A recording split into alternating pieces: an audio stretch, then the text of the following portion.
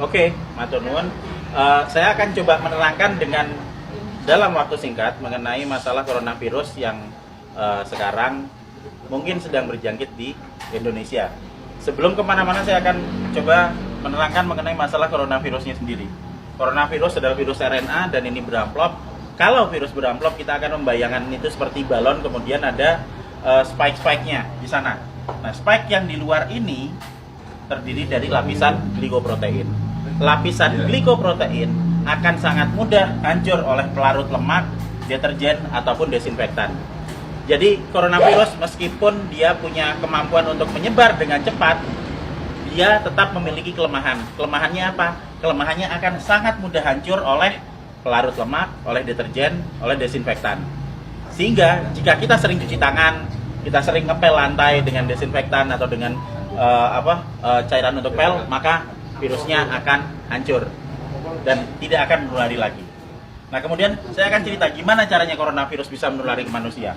Coronavirus menular ke manusia itu lewat sentuhan dengan material-material yang sudah terjangkit virus pertama, terus kedua pada saat kita berada di keramaian, kemudian ada orang yang mungkin bersin, kemudian kita kena oleh kontak langsung, maka dia akan langsung bisa menulari kita.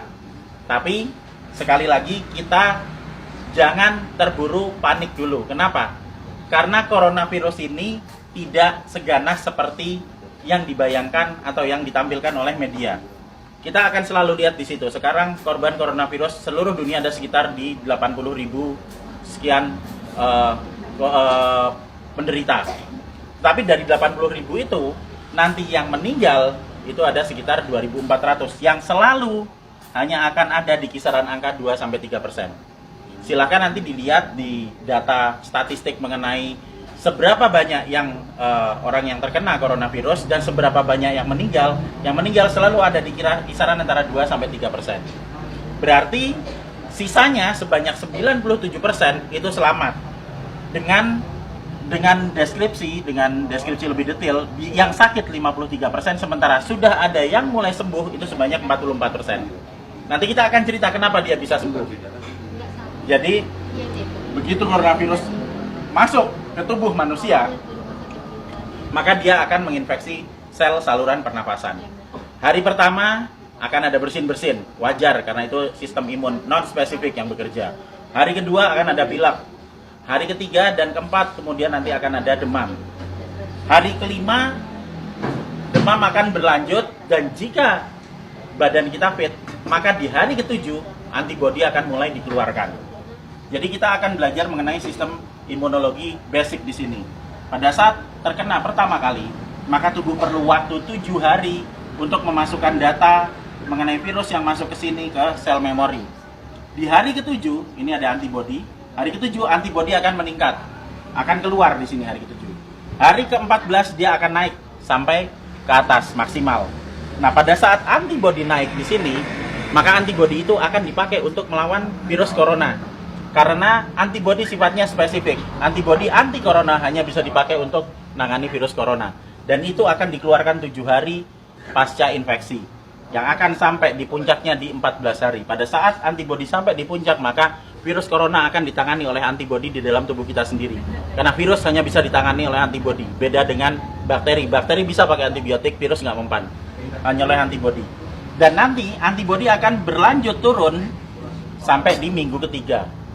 Apa yang terjadi di minggu ketiga pada saat antibodi sudah mulai turun? Berarti infeksi yang ada di dalam sudah ditangani oleh antibodi yang tumbuh dalam kondisi maksimal di umur 14 hari tadi. Jadi sesudah 21 hari, otomatis virus yang ada di dalam badan kita sudah tertangani. Apa yang terjadi kalau nanti ada serangan virus lagi? Jika ada serangan virus lagi, data yang ada di sel memori akan dikeluarkan sehingga respon imun kedua akan berlangsung 24 jam sesudah paparan. Jadi misalnya saya sudah pernah kena corona dan saya bisa bertahan hidup sampai 14 hari, maka saya akan kebal seterusnya. Dan berikutnya jika saya kena virus corona lagi, kita nggak perlu nunggu sampai 7 hari sampai antibodinya keluar. Sekarang kena, maka besok antibodi sudah dikeluarkan. Itu sebabnya 44% orang bisa sembuh bahkan tanpa vaksin, karena vaksinnya belum diketemukan. dan masih ada 53% yang sakit yang akan sembuh ngikuti 44%. Karena pola kematian atau mortalitas tidak pernah bergerak dari 2-3% maksimal. Sehingga tidak perlu khawatir, tidak perlu panik pada saat ada wabah corona. Kita punya prinsip penanganan wabah ada 3. Pertama, kita kurangi paparan virus. Gimana caranya? Untuk kita pribadi hidup sehat, sering cuci tangan, jaga kebersihan tubuh, sering mandi. Kalau misalnya kira-kira kita khawatir terjangkit, ya jangan datang ke tempat keramaian yang banyak orang sakit. Dan untuk mengurangi paparan virus ke kita. Nah, untuk kitanya sendiri gimana? Kita bisa naikkan antibodi. Gimana caranya? Dengan mengkonsumsi vitamin E atau C, vitamin E plus C setiap hari. Plus madu. Karena madu bisa dipakai untuk energi, sementara vitamin E dan C akan bisa dipakai untuk menaikkan produksi antibodi. Energi dipakai untuk pembentukan antibodi dari kita sendiri.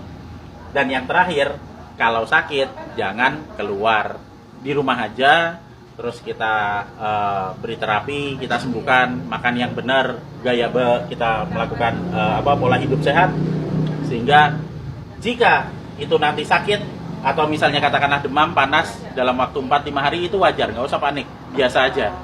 Kita hanya perlu memberikan vitamin E, C, makan yang cukup, istirahat yang cukup. Nanti di hari ke-7 antibodi kita keluar. Itu juga berlaku buat yang sakit. Sehingga sebenarnya kita semua akan bisa menangani wabah coronavirus ini. Asal kita bisa tahu basicnya seperti apa, ilmunya seperti apa, dan yang paling terakhir, jangan panik.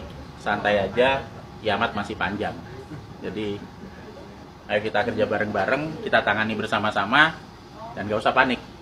Terima kasih.